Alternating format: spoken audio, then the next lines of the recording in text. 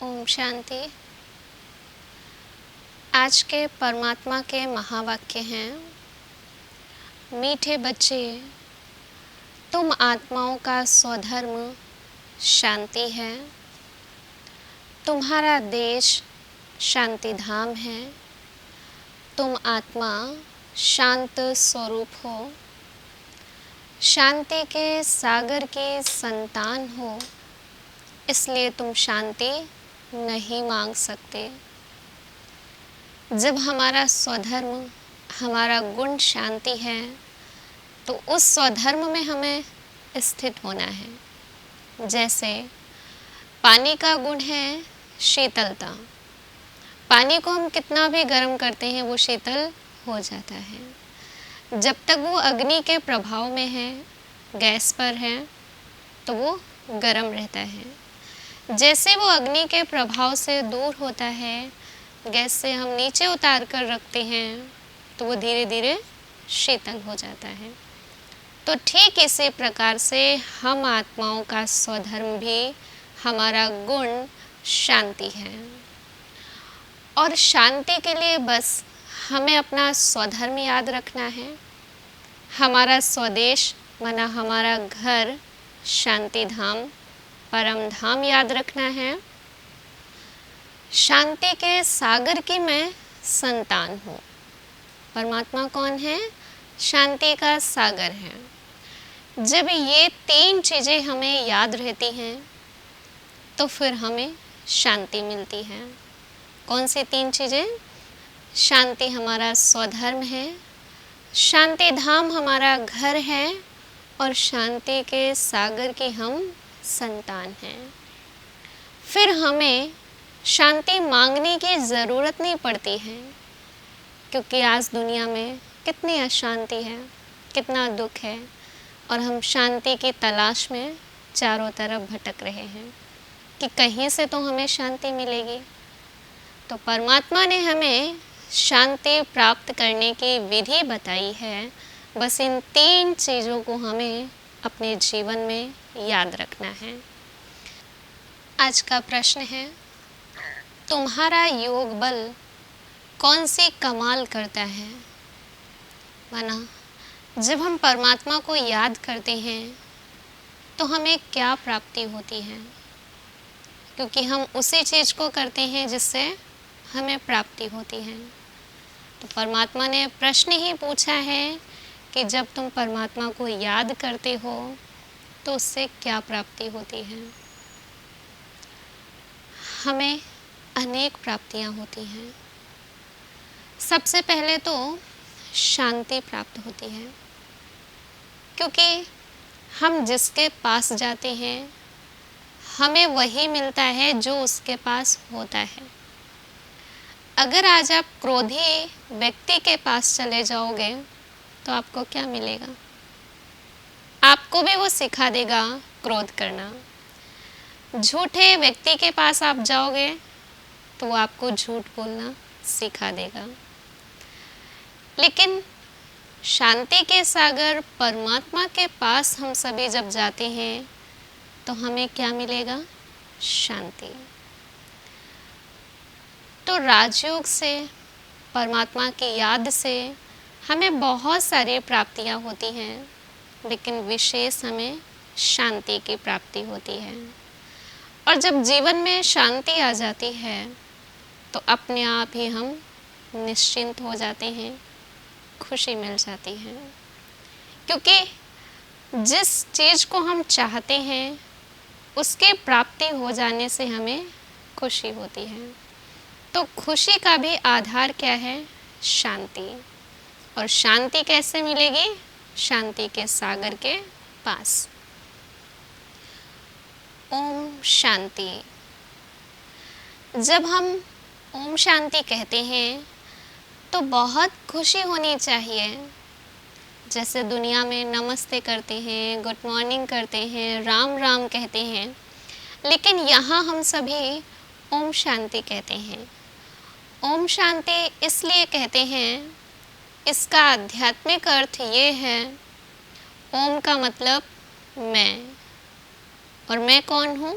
आत्मा। शांति का मतलब है शांत स्वरूप।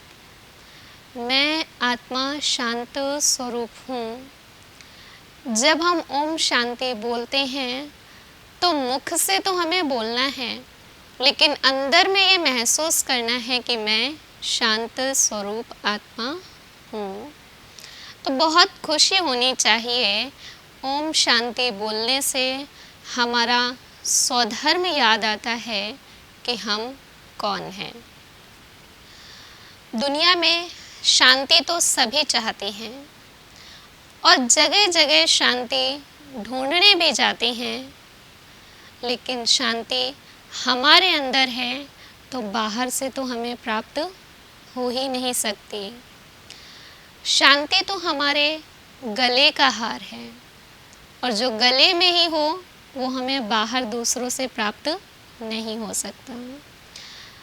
शांति कोई भौतिक वस्तु नहीं है जिसको हम साधनों से या व्यक्तियों से प्राप्त कर लेंगे। शांति तो हमारे मन की स्थिति है और वो हमारे अंदर से ही मिलती है। आत्मा जब शरीर में आती है तो पार्ट बजाती है, माना कर्म करती है। कर्म तो करना ही है। सन्यासी आदि भी यही समझते हैं कि हम आत्माएं हैं और शांति धाम में रहने वाली हैं। वो लोग भी कहते हैं कि ऊपर मुक्ति धाम मोक्ष है, वहाँ हम सभी जाएंगे। तो परमात्मा ने भी हमें बताया कि यहाँ हम सभी अपना पार्ट, अपना रोल प्ले कर रहे हैं और वापस फिर हमारा जब रोल प्ले हो जाता है, पार्ट पूरा हो जाता है, तो वापस हम अपने घर शांति धाम जाते हैं। हमेशा याद रखना है शांति धाम हमारा देश है। जितना गर्व हम ये महसूस करते हैं कि हम भारतवासी हैं, कितनी खुशी के साथ हम सभी कहते हैं हम भारतवासी हैं। इसके साथ साथ हमें एक लाइन और इसमें जोड़ना है कि हम शांति धाम के वासी हैं, वो हमारा घर है। परमात्मा गारंटी करते हैं, अगर शांति धाम याद रखोगे तो शांति जरूर मिलेगी। देखो, परमात्मा खुद गारंटी कर रहे हैं, बच्चे शांति के लिए शांति धाम याद रखो। दुनिया में अशांति फैलाने वाले बहुत हैं, दूसरों को दुख देने वाले, परेशान करने वाले बहुत हैं। लेकिन शांति तो हमें पढ़ाई से मिलती है। पढ़ाई कौन सी? ये मुरली। परमात्मा हमारा टीचर है और ये मुरली हमारी पुस्तक है, पढ़ाई है। पढ़ाई को कथा नहीं कहते हैं। पढ़ाई में तो एक लक्ष्य होता है कि हमें पढ़ के ये बनना है। जैसे डॉक्टर बनने के लिए हम वो पढ़ाई पढ़ते हैं, बैरिस्टर बनने के लिए हम बैरिस्टर बनने की पढ़ाई पढ़ते हैं। लेकिन ये हमारी ईश्वरीय पढ़ाई है जो हम ईश्वर के समान अर्थात देवी देवता बनते हैं। देवी देवता का मतलब ही है जिसमें दैवी गुण हो, जो सबको सुख देते हों। अभी तुम सभी बच्चों को देही अभिमानी बनना है। देही अभिमानी का अर्थ है देह माना आत्मा। हमें अपने आत्मिक स्वरूप में स्थित होना है। हम चाहे कुछ भी करें, किसी से बात करें, कोई सा भी कार्य करें, चाहे घर का कार्य करें, ऑफिस का करें, लेकिन स्मृति क्या रहे कि मैं आत्मा हूँ और इस शरीर के द्वारा करा रही हूँ। जब हम किसी से बात करते हैं तो भी हम किससे बात कर रहे हैं?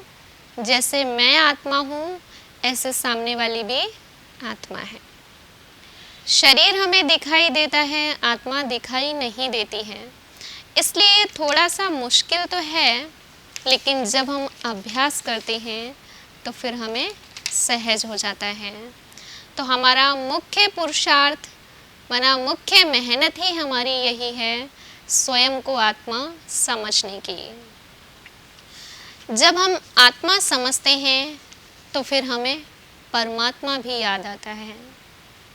परमात्मा की याद हमें सदा बनी रहे, उसके लिए हम कोशिश करें कि मैं आत्मा हूँ और संसार में जो भी मनुष्य हैं वो भी कौन है? आत्मा ही तो हैं। ऐसे नहीं कि मैं तो शिव बाबा का बच्चा हूँ तो मैं शिव बाबा को याद क्यों करूँ? शिव बाबा को हमें याद करना है। और क्यों याद करना है? आज हम सभी जानते ही हैं हमें क्या चाहिए, खुशी, शांति, समृद्धि, है ना। चिंताओं से हम कैसे दूर रहें। तो जब हम परमात्मा को याद करते हैं तो ये सारी प्राप्तियां होती हैं। उस सर्वशक्तिवान को याद करने से शक्ति मिलती है, इसलिए हमें उसको याद करना है। याद रखो, जब हम मुरली सुनते हैं, पढ़ाई पढ़ते हैं, तो हमें अंदर में याद रखना है कि मैं स्टूडेंट हूँ। भगवान हमारा टीचर है, ये मुरली हमारी पढ़ाई है और मैं कौन हूँ? स्टूडेंट हूँ। जब हम स्वयं को स्टूडेंट समझते हैं, हमें टीचर याद होता है, पढ़ाई याद होती है, तो तुरंत ही हमें हमारा लक्ष्य भी याद रहता है। आज हम सभी अपने लक्ष्य को भूल चुके हैं, तो टीचर को भी याद रखना है, हम पढ़ाई पढ़ रहे हैं ये भी याद रखना है, और हम कौन हैं? गॉडली स्टूडेंट हैं। परमात्मा टीचर है, वो हमें सृष्टि के आदि मध्य अंत का राज सुनाते हैं। Past, present, future.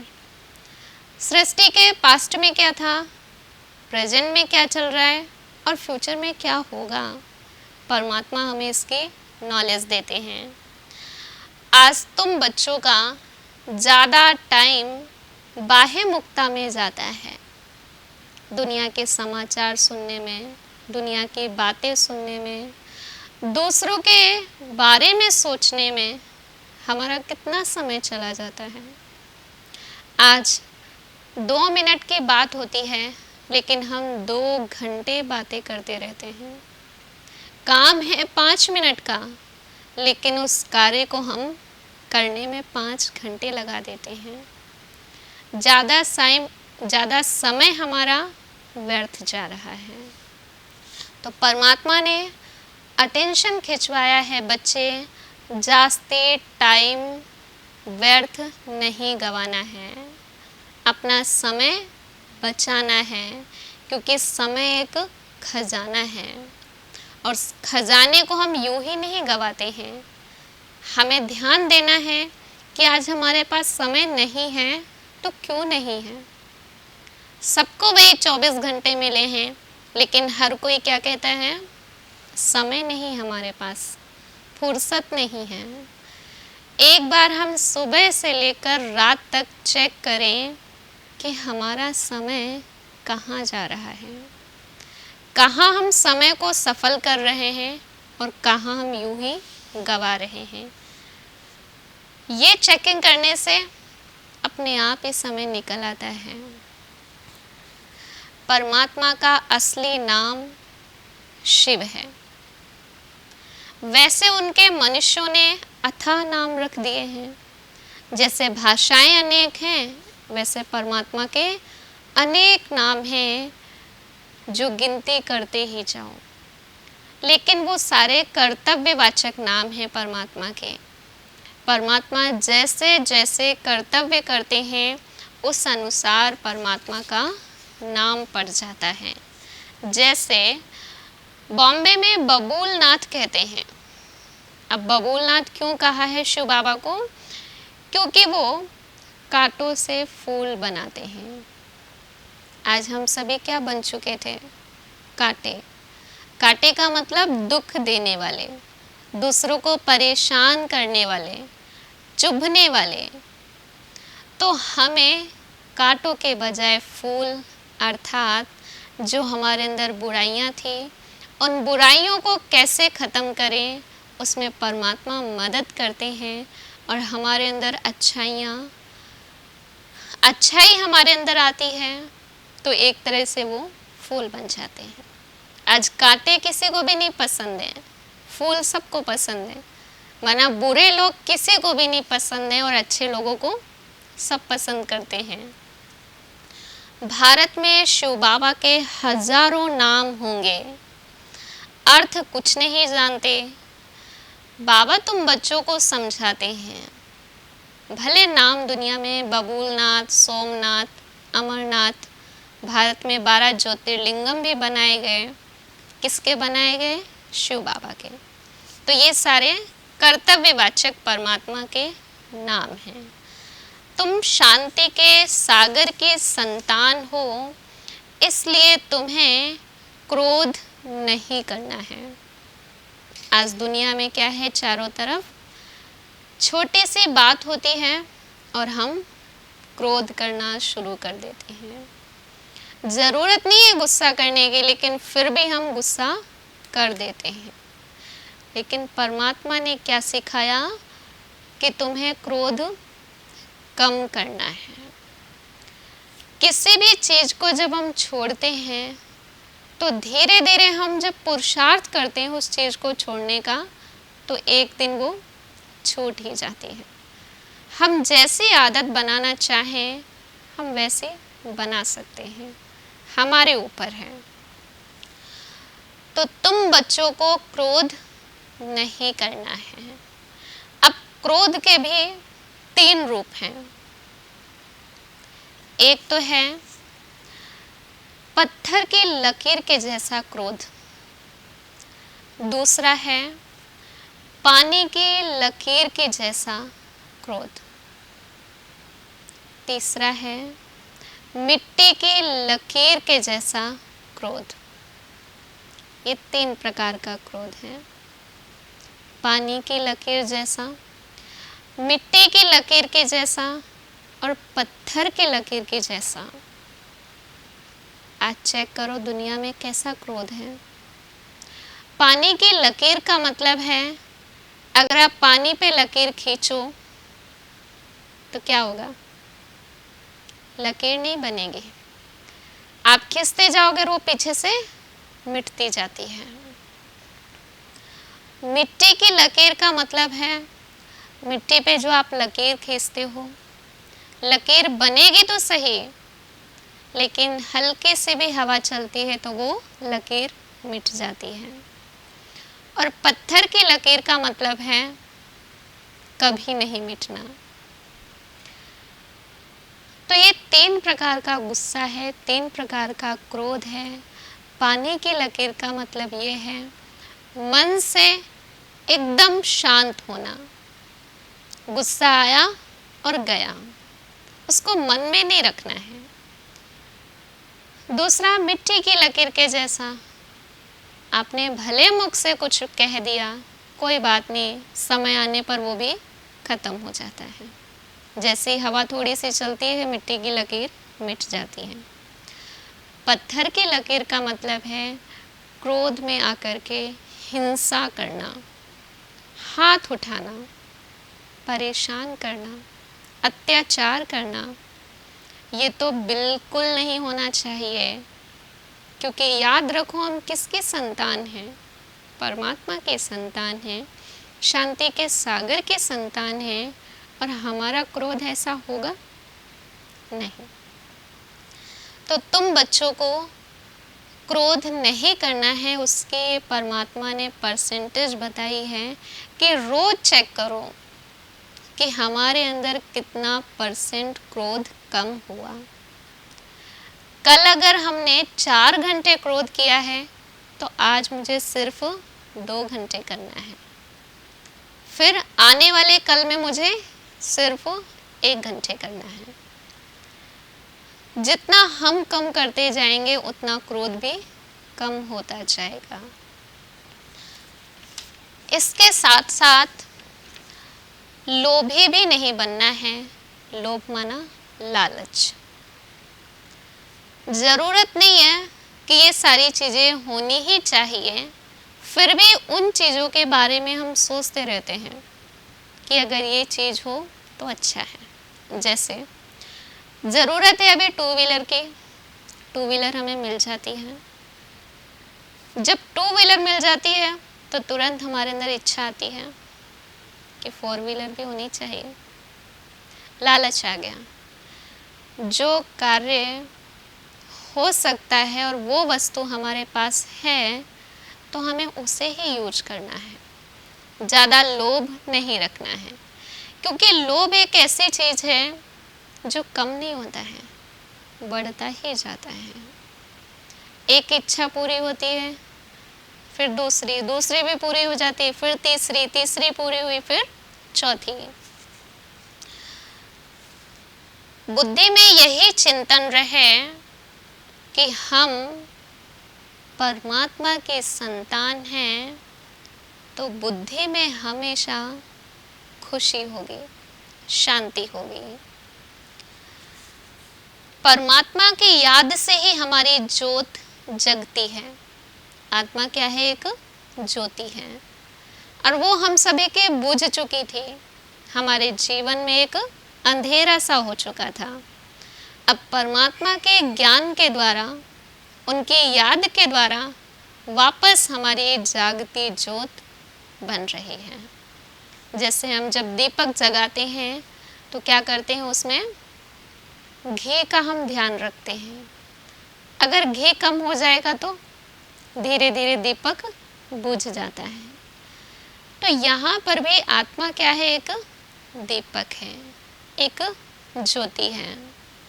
तो उसका भी हमें ध्यान रखना है कि वो ज्योति बुझे नहीं, उसके लिए भी रोज घी देना है। और वो घी क्या है? ये परमात्मा के महावाक्य है। ये मुरली ही उस घी का काम करते हैं जिससे हमारी आत्मा की ज्योत जगी हुई रहती है। ज्ञान अर्थात दिन। ज्ञान क्या है? दिन है। अज्ञान है रात। दो चीजें हैं दुनिया में, ज्ञान और अज्ञान। ज्ञान कहा जाता है दिन को, और दिन अर्थात सतयुग। सतयुग, त्रेता युग क्या है? दिन है। कहते हैं ना, ब्रह्मा की रात्रि और ब्रह्मा का दिन। जैसे ये 12 घंटे वाली रात होती है, 12 घंटे का दिन होता है, तो ऐसे ही सृष्टि पर भी दिन और रात का खेल है। परमात्मा की याद से कर्मेंद्रियां भी कंट्रोल हो जाती हैं। देखो कितने फायदे हैं हमें परमात्मा की याद से, कि हमारी ज्योति सदा जगी हुई रहती है, शांति मिलती है। तीसरा, परमात्मा की याद से हमारी कर्मेंद्रियां भी कंट्रोल हो जाती हैं। कर्मेंद्रियां कौन सी हैं? आँख, नाक, कान, मुख और त्वचा। आज ये पांचों कर्मेंद्रियां हमारे कंट्रोल में नहीं हैं। आज हम सुनना नहीं चाहते हैं कि हम गलत बातें सुने, लेकिन फिर भी सुन लेते हैं। आज हम देखना नहीं चाहते हैं कि हम गलत चीज़ों को देखें, लेकिन फिर भी हम देख लेते हैं, क्योंकि हमारी आंखों पे हमारा कंट्रोल नहीं है। जैसे आज आपके सामने एक हीरोइन का फोटो हो और एक देवी का फोटो हो, तो हमारी नज़रें किस पे जाती हैं? हम कोशिश तो ये करते हैं कि हमारी नज़रें उस देवी पे जाएं, लेकिन फिर भी बार बार नज़रें कहाँ जाती हैं? उस हीरोइन पे। क्यों? क्योंकि हमारी आंखों पर कंट्रोल नहीं है। तो ठीक इसी प्रकार से आज दो लोग, एक तो मेरी अच्छाई का वर्णन कर रहा है, दूसरा व्यक्ति मेरी बुराई का वर्णन कर रहा है, लेकिन हमारे कान किधर जाते हैं? जिधर बुराई का वर्णन हो रहा होता है। अच्छाई का वर्णन हो रहा है, उधर हम ध्यान नहीं देते हैं। ध्यान का हमारा जाता है ये मेरी बुराई क्या कर रहा है। तो आज हमारा कानों पर भी कंट्रोल नहीं है। तो ये पांचों कर्मेंद्रियां भी परमात्मा की याद से कंट्रोल में आ जाती हैं। हम जो चाहते हैं वही देखते हैं, जो चाहते हैं फिर वही हम सुन सकते हैं। अच्छा, परमात्मा हमें नमस्ते कर रहे हैं। मीठे मीठे सिकील दे बच्चों प्रति, मात पिता बाप दादा का याद प्यार और गुड मॉर्निंग। रूहानी बाप के रूहानी बच्चों को नमस्ते। परमात्मा हम बच्चों को इस तरह से नमस्ते करते हैं। सिकीलदे का मतलब है अति प्यारे, अति लाडले बच्चों को। परमात्मा के हम सभी बच्चे अति लाडले हैं। बाप दादा, शिव बाबा और ब्रह्मा बाबा दोनों हम बच्चों को याद प्यार नमस्ते दे रहे हैं, गुड मॉर्निंग बोल रहे हैं। इतनी बड़ी हस्ती परमात्मा भगवान स्वयं हम बच्चों को नमस्ते कर रहे हैं, तो हमारा भी फर्ज क्या है? हमें भी नमस्ते करना। तो हमें भी परमात्मा को नमस्ते करना है। हम रूहानी बच्चों के रूहानी बाप दादा को याद प्यार, गुड मॉर्निंग, नमस्ते बाबा, नमस्ते। रोज हमें इस तरह से परमात्मा को नमस्ते करना है। रूहानी का अर्थ होता है, आत्मा को उर्दू भाषा में रूह कहते हैं। तो उस परम रूह की हम रूहों को नमस्ते। फिर बाबा ने पूरे मुरली का सार 2 पॉइंटों में हमें सुनाया है। फर्स्ट पॉइंट है, अपना जीवन हीरे जैसा बनाना है। हीरे जैसा माना मूल्यवान जीवन बनाना है। अपना जीवन व्यर्थ नहीं गंवाना है। हमारा जीवन व्यर्थ कब बन जाता है?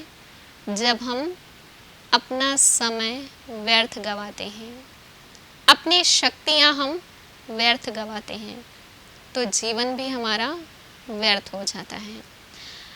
आज हीरा देखो कितना मूल्यवान है। हीरे को हम ऐसे ही रखेंगे इधर उधर? नहीं, संभाल के रखते हैं, चेक करते हैं कि रखा भी है या नहीं।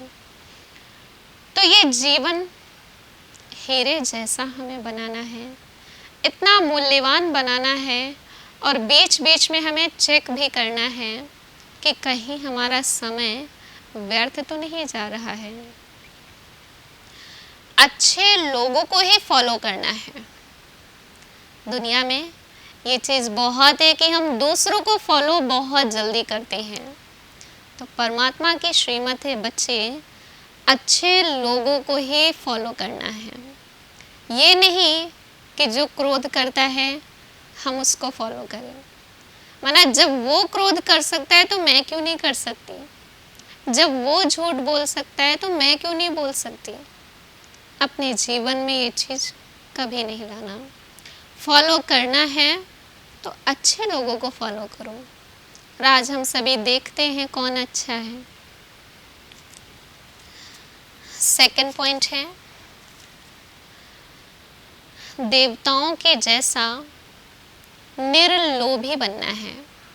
देवताओं को कोई लोभ नहीं है। देवताओं के जैसा निर्मोही भी बनना है।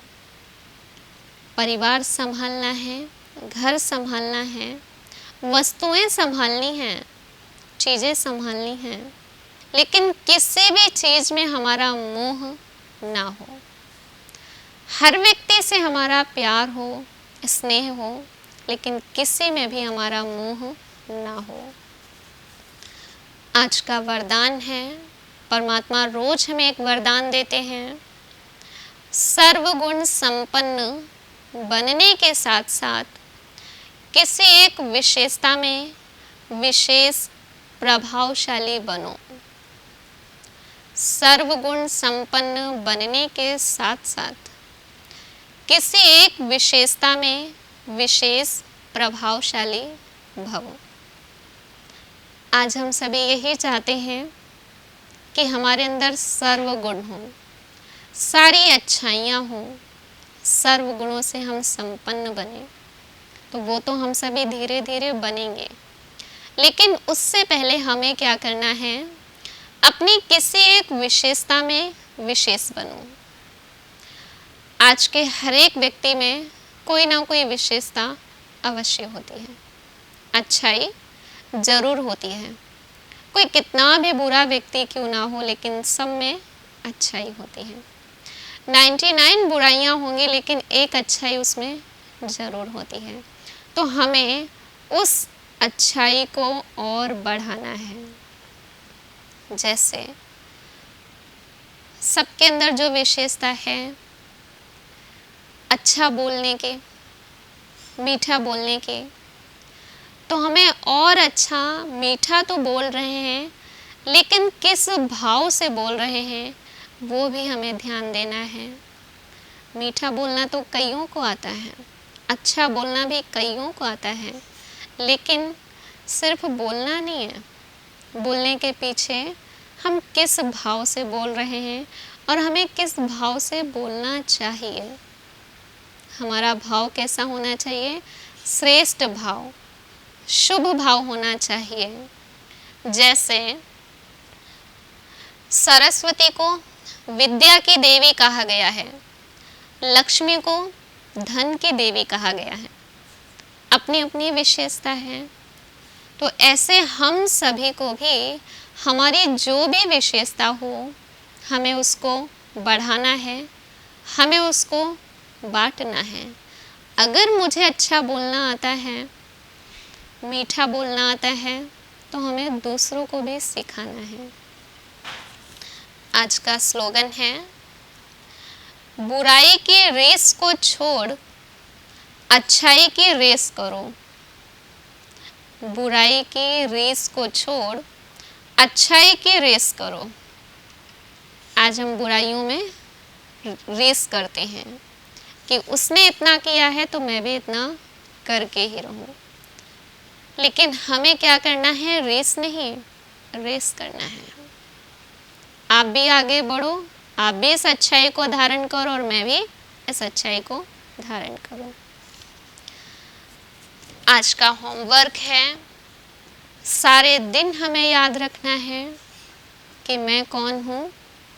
शांत स्वरूप आत्मा हूँ,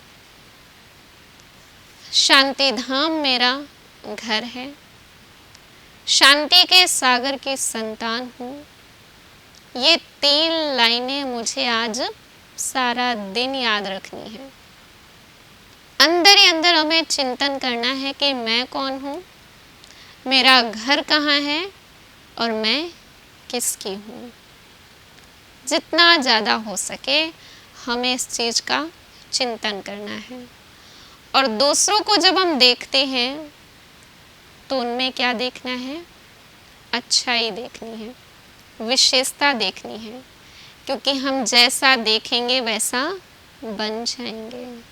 दूसरों की विशेषताओं को देखने से हमारे अंदर भी वो विशेषता आ जाती है। तो आज का होमवर्क हमें यही याद रखना है। ओम शांति।